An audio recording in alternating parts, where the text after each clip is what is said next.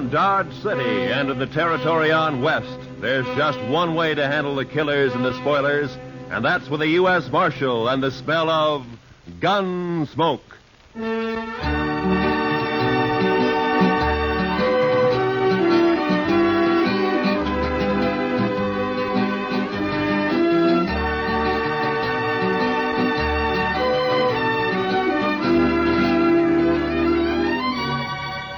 Gunsmoke, starring William Conrad. The story of the violence that moved west with young America. The story of a man who moved with it. Matt Dillon, United States Marshal.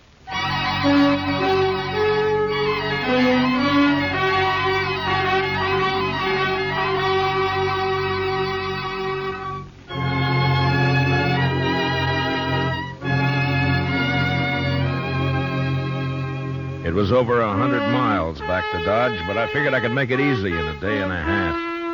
I'd been in Hays City as a government witness in a murder trial, and I was anxious to get back. So I rode out of Hays one morning a couple of hours before light. The ground was clear as snow, but it was midwinter, and it was sharp cold. When the day came, there was no sun, only dark gray sky drilled by a high, cold, searching wind. The air was as thin as I could ever remember it being. And behind me in the north lay a great slab of blackness.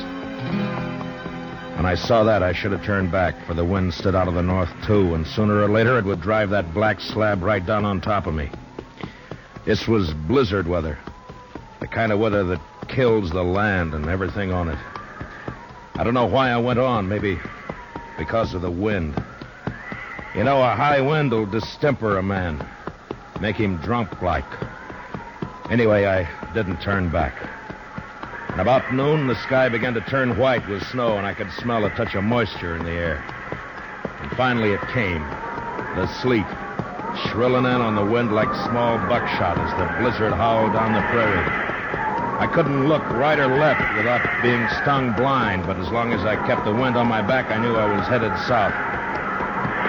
2 hours of this, and I could feel my horse slowing down and weakening under me. My own body stiffened with the cold. Men died when they got caught in a thing like this. They died easy. Another hour passed, and my horse was carrying his head close to the ground. I figured he'd stumble soon, so I kicked my feet out of the stirrups and braced myself against the horn. By now, the wind had really gotten into me. And when I saw the blur of a ranch house up ahead, I thought maybe it was a trick. But a few minutes later, we rounded a corner of the place and stood at last in the lee of the storm. I slid down and got up to the door and pounded on it. And I waited. Then I pounded again. Then the door came open, and the figure stood in the light. Who are you? Bring him in, Alvy. Any man out in that weather's been made harmless. Get inside. Out of the way, Alvy, you fool. All right, stranger, hands in the air. High. That's better. Unload him, Alvy.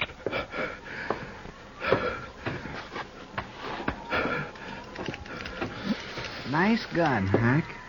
Real nice gun. Shut up. Now, take him down, stranger. You can come up to the stove now, but don't try nothing.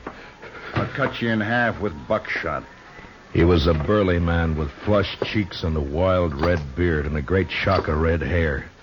Even his hands and fingers bristled with it. He sat on a stool by the stove, a shotgun across his knees. And his eyes never left me. The other one, Alvy, had a body of an underfed boy, but he was completely bald, and his skin was tight and dry.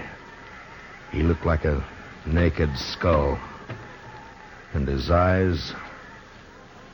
well, something had touched Alvy. You look half froze, stranger. You must have wanted something real bad to go out in weather like this. I never saw him around here before, Hack. He's a stranger, Alvy. He don't belong around here. Of course, we don't know anybody, but I seen a few, and I never seen him before. Maybe he's seen you, Alvy, somewhere. Not me. He never saw me nowhere. How do you know that? Maybe he was just looking for some cows and got lost in the storm. You're just a kid, Alvy. I always said you don't know much. Belle! Belle, get on out here. She was a pretty girl, but with a dark, half-wild look that I'd never seen before in a woman. Her eyes jumped from man to man and then came to rest on me, fixed and curious. And then after a moment, she looked away and moved into a chair across the room. Supper ready, Belle? It's awful cold out. You recognize him, Belle? You ever see him before? Nope. You're sure now? Maybe Hayes City. Maybe you saw him up there sometime. I don't know him. You sure? Yes. If you're lying to me, you know what I'll do to you. I never saw him before. He come in here half froze, right out of the blizzard. Must have been looking for some cows and got lost. Shut up, Alvy. We don't know what he's doing here, Belle. Why shouldn't a man get out of the storm? Even in here. That's enough. All right, stranger, we never saw you before. We don't know who you are. And as soon as I think you're lying, I'm going to blow a big hole in you. What about my horse? I'd like to put him in the barn if you've got one. Alvy? Oh, now, Hack, I ain't going out there. I'd freeze. And the horse will freeze if you don't. It's his horse. We might need it. Go on, Alvy, before I get cross. All right, I'll go. I don't know why the horse is so important.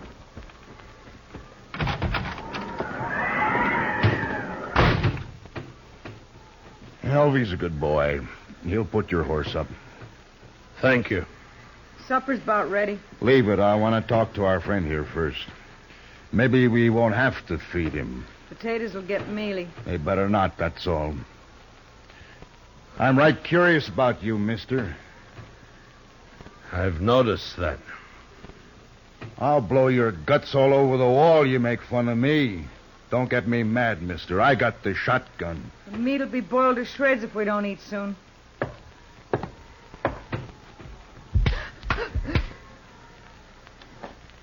You just won't understand any other way, will you, Belle? What is it you want to know about me? I can tell, mister, I can handle you easy now. What do you mean? All I got to do is wallop the girl and you'll talk. I don't have to do nothing to you. All right, if I take my jacket off. I've warmed up now. I mind. You might have a gun hid out in there. He can raise his hands. I'll unbutton it.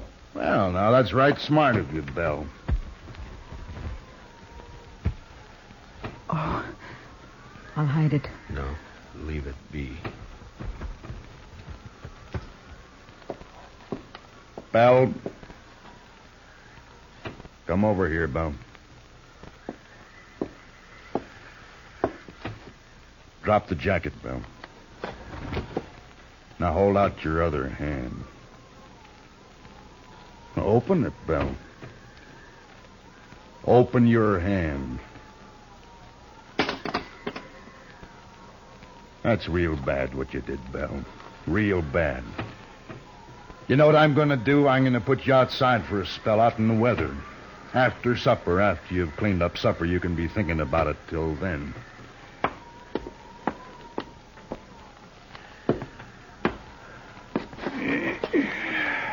United States Marshal. You're in bad company, Marshal. You shouldn't have come here. Oh? It looks to me like I sort of struck gold coming here. Now, why do you talk like that, Marshal? I still got the shotgun. Let me get that stove. Seems like it's getting colder and colder. You didn't see any sign of nobody outside, did you, Alvy? What? Who? Somebody might have come along to cover the marshal here, it's all. Marshal? What marshal?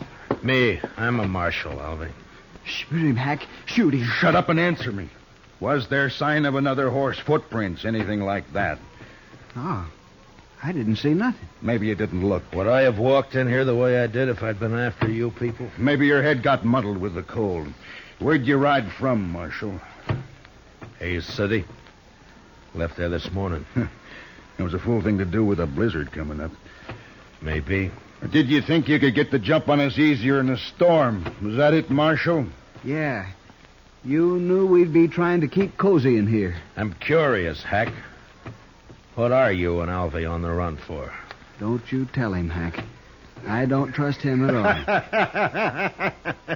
Alvy, it'd be mighty dull without you, boy. Don't laugh at me, Hack. Now stop it. I don't like laughing. You know that, Hack. And don't you do it no more. I got ways. Yeah, I seen you and your ways. But don't try 'em on me, Alvy. Maybe I won't. Look, Alvy, now you don't understand. It's all right to tell the Marshal about us. He ain't going nowhere. No? No, of course not. We'll kill him, Alvy. We'll kill him and bury him somewhere. Oh, sure. Now, why didn't I think of that? 'Cause I do the thinking for us, Alvy, that's why. Now, what was it you like to know, Marshal? Stop playing games, Hack. Me and Alvy are wanted for murder. Up in Cheyenne, Wyoming. Seems a mite unfair, though. We didn't aim to kill nobody. It just happened that way. We was robbing a bank. Yeah, and a couple of the people there wouldn't do what we told them, so Alvy used his knife on one, but it just made the man holler. You could hear him all over town. And we had to shoot our way out after that. Must have killed 3 or 4 people. I know I killed 2. Worst of it was, Marshal, all we wanted just then was some money. We didn't care about killing anybody. But you know how it is, Marshal, when you're robbing a bank and all. Yeah, sure. Now, I don't suppose you do it that. Anyway, we're wanted for murder, and we didn't even get any money. Nary a dollar. So we rode out here and lighted for a spell. I see. What about Belle? And whose place is this, anyway? It's my place, now that Pa's gone. You mean you were living here alone? No. They killed your pa, is that it? Yes. How long ago? I don't know. Maybe a month. Yeah, it's been about a month, hasn't it, Alvy? 35 days. There, you see. Alfie always knows just how long everything's been. No, that's fine. Tell me what you do with him. Who? The old man.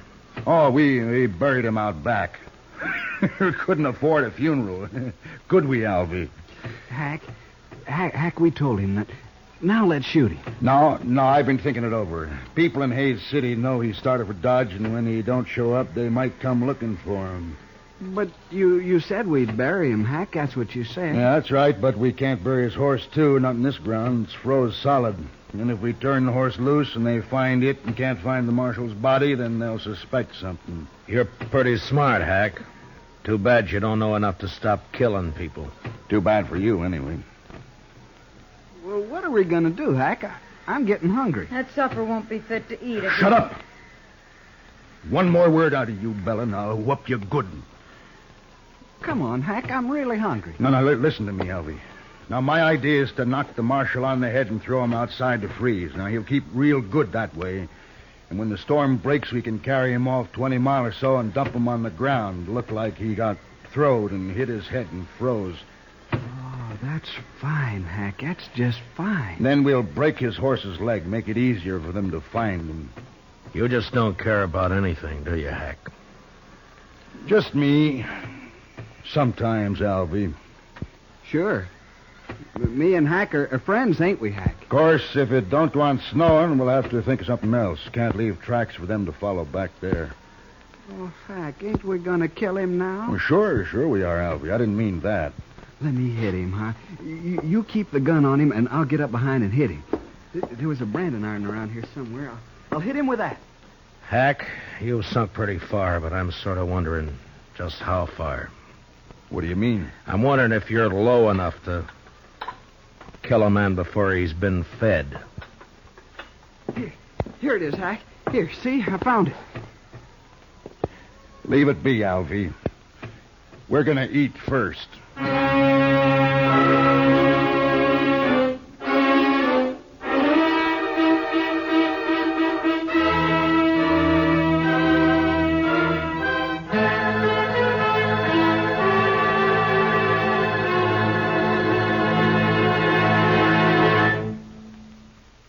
We will return for the second act of Gunsmoke in just a moment. But first, this Sunday night, Lionel Barrymore is your host and Joseph Cotton the star on Sunday Night Playhouse's gripping historic drama based on the life of Peter Marshall.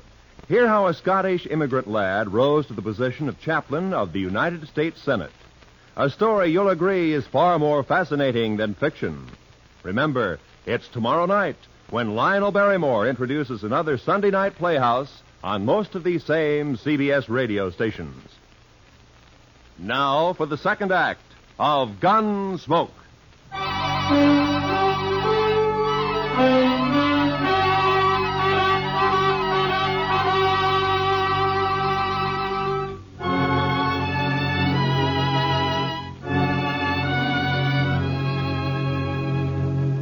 It was only 5 in the afternoon, but the blizzard had darkened the land, and its blackness showed in at the windows. Here and there along the walls of the ranch house, tricklets of snow blew in through the warped timber. In the kitchen, Hank sat directly behind me while I ate. Later changed places with Alvy and fed himself heartily, as though he had nothing at all on his mind. Hank was just a nerveless brute, born with no conscience at all. His intelligence was the instinct of an animal that snapped at or killed whatever got in its way of survival. Every living thing was his enemy. And Alvy? Well, there was no way to figure Alvy. Too much of him was missing. My only chance lay in the girl, Belle, even though Hack had pretty well beaten all resistance out of her. Supper was over soon enough, but Hack seemed in no particular hurry to get on with his plans. I've eaten better food on the trail than that. Can't blame me for it. Get it cleaned up, Belle. You can talk your head off when you're outside alone, and you're going outside. I'll learn you to heal if I have to break your neck. No, don't do that, Hack. Not till we're ready to pull out, anyway. Why? Well, I ain't gonna do the cooking. Well, I hope not. I've eaten your cooking. My sister was a good cook. Yeah, we should have brought her along, Alvy. No. I don't like her. Where are you from, anyway? Which, me or Alvy? Well, you to start with. Wyoming, place called Crowheart. I didn't stay there long, though. What about you, Alvy? Now, where were you born, Alvy? I never did know. Republican River. That's not a place, you fool. Well, that's what they told me. Republican River. They always lived in a wagon, my ma and pa. Had a lot of kids, too. Of course, most of them died. I'm about the only one that made out any good at all. And you did fine, Alvy, fine. Give me the shotgun. All right, Marshal, let's get back by the stove while Belle cleans this mess up. Shall we hit him and throw him out to freeze up now, Hack? Not yet. I want to punish Belle first. You know, someday you're going to get caught without that shotgun, Hack. Somebody's going to tear you apart. That's fair enough, Marshal. Give me a fair chance at you then, huh? Barehanded? No. Oh, you're bigger than I am, Hack. Might be fun for you. I don't know nothing about fun. I ain't gonna kill you because it's fun. Oh, come on, Hack. I want to go to bed. Belle, come out here.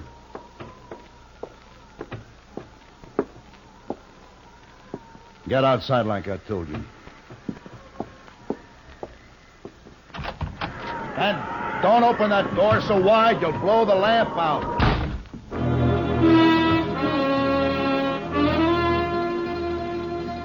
Belle had walked through the room and out the door without a glance at any of us. I figured she'd go down to the barn where she'd be all right for a little while anyway. But I knew I'd have to make a move soon. I sure wasn't going to sit there like a fall hog and let Alvy knock me in the head whenever he got ready. But it didn't take much more sense to try to jump Hack in that shotgun and let him blow me all over the place. It was a beggar's choice, and the more I thought about it, the madder I got. Hack, I'm sleepy. I'm going to hit him and go to bed. You can do what you want after, but I ain't staying up all night. Alvy's got his mind made up, Marshal, I can tell. Just what do you call his mind, Hack? I got ways to fix you, Marshal. Nah, never mind, Alvy. Wrap something around that iron, otherwise it won't look like he hit his head on a rock. What difference it makes? Do what I say, Alvy. All right, Hack. Here, I'll use this curtain. Now, keep your eyes on me, Marshal. Alvy moved around behind me and was getting a good grip on his branding iron. I leaned slightly forward in the chair and was tensed and waiting for the split second when my instinct had told me to jump. And then suddenly the door was flung wide open and the wind roared in, almost lifting the room as it came. The lamp flared and then went out as I plunged sideways from the chair. Did you hit him, Albie? Did you hit him? You bloody fool. Don't you try nothing, Marshal. I got some more shells right here. Don't you move now. I crawled across the room and was out the door before Hack could reload. In the snow outside, I stood up and turned to find Belle waiting by the side of the door, a pitchfork in her hand. I couldn't see her face very well in the dark, but I could tell she was shaking with cold. I reached out and took the fork from her and then flattened myself against the wall and waited. I was afraid it was you he shot. That was a smart trick, Belle, throwing the door open that way. He shot Alvy, didn't he? Yeah. Good. I think he's found out I'm not in there. What are you going to do? Wait. Marshal. Marshal. I'm going to kill you and the girl both now. I waited, praying he'd come through the door before my hands got too cold to hold the pitchfork. And finally, the barrel of the shotgun appeared, waist high, and began to poke its way around in our direction. It was stupid of him, but a man behind a gun often gets a false sense of power. I let him shove it out 3 or 4 inches, and then I slammed down on it. Then I jumped into the room. Hack tried to club me with a gun, but he missed. And I got in under him with a fork and lifted him off his feet. And he struggled for a moment like a speared fish and then went limp. And I let him fall. One of the prongs had reached his heart.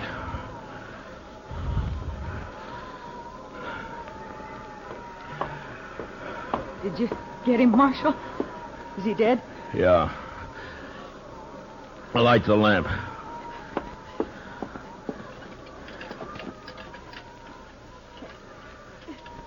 I can't do it, Marshal. My fingers are too stiff. Here, I'll do it.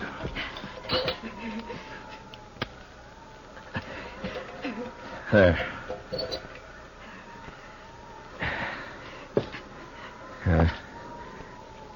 Quite a mess in here. Why don't you wait in the kitchen, Belle? I'm all right, Marshal. But I can't help you much till I get warmed up some. Well, then, you stay by the stove, huh? I'll lug these people outside. Thank you, Marshal.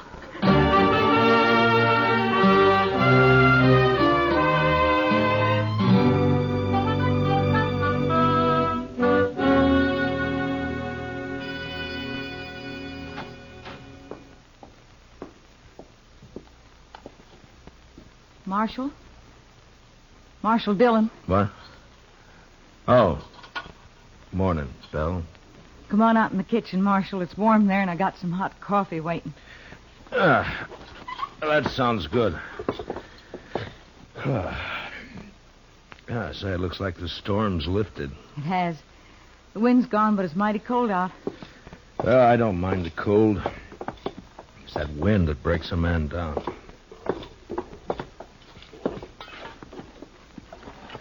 There.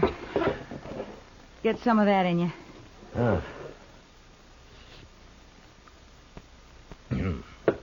Well, you make mighty good coffee, Belle. Tell me something, Marshal. Hmm? Tell me the truth now. Oh, sure, Belle. What is it? Are you married? I'd make a poor husband, Belle, for any woman. Why? Well, in my profession, it's too chancy. Thank you, Marshal. Thanks for putting it that way. Now, Belle, I didn't mean... Forget it. I'm leaving this place, Marshal. What? As soon as you go, I've packed what I need and I'm clearing off. Where'll you go? I got 3 horses. I'll ride up to Hayes City and sell them. Then what? I'll buy some pretty clothes and I'll find a place. Won't be hard after this. I wish I could help you, Belle. You have. Oh, but I mean... I can take care of myself, Marshal. I just want to get away from here, that's all. Sure. I'll stop at the nearest ranch and tell the men to come over here and take care of Hack and Alfie as soon as it warms up. Whatever you like, Marshal. Well, goodbye, Belle. Goodbye, Marshal. Look me up in Hayes City next time you're there. Sure. Sure I will. But, Belle, don't let all this make you bitter. There are a lot of good men in the world. So they say. So long, Marshal.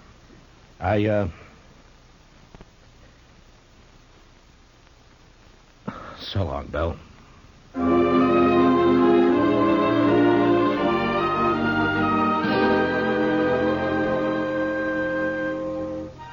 A few minutes later, I'd saddled up and was on the trail to Dodge.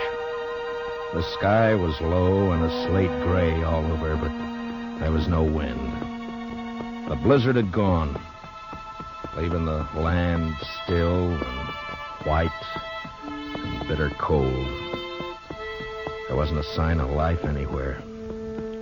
It was like riding through a vast tomb. I found myself feeling like a trespasser, as though something had gone wrong. And I wasn't supposed to be there at all.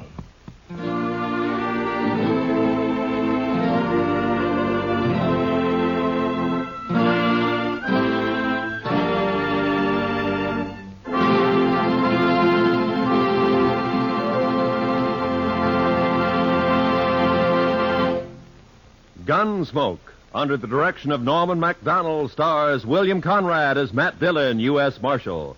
Tonight's story was specially written for Gunsmoke by John Meston, with music composed and conducted by Rex Corey. Featured in the cast were John Daner as Hack, Harry Bartell as Alvy, and Vivi Janis as Belle. Gunsmoke is heard by our troops overseas through the facilities of the Armed Forces Radio Service. Join us again next week as Matt Dillon, U.S. Marshal, fights to bring law and order out of the wild violence of the West in Gunsmoke.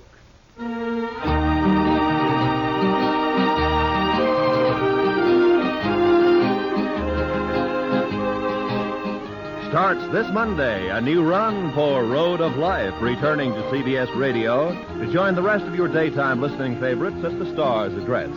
Road of Life, telling the day-to-day story of surgeon scientist Dr. Jim Brent, will keep your interest at a high point every Monday through Friday on most of these same stations.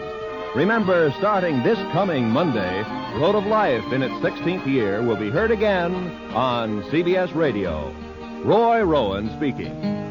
America now listens to 105 million radio sets and listens most to the CBS Radio Network.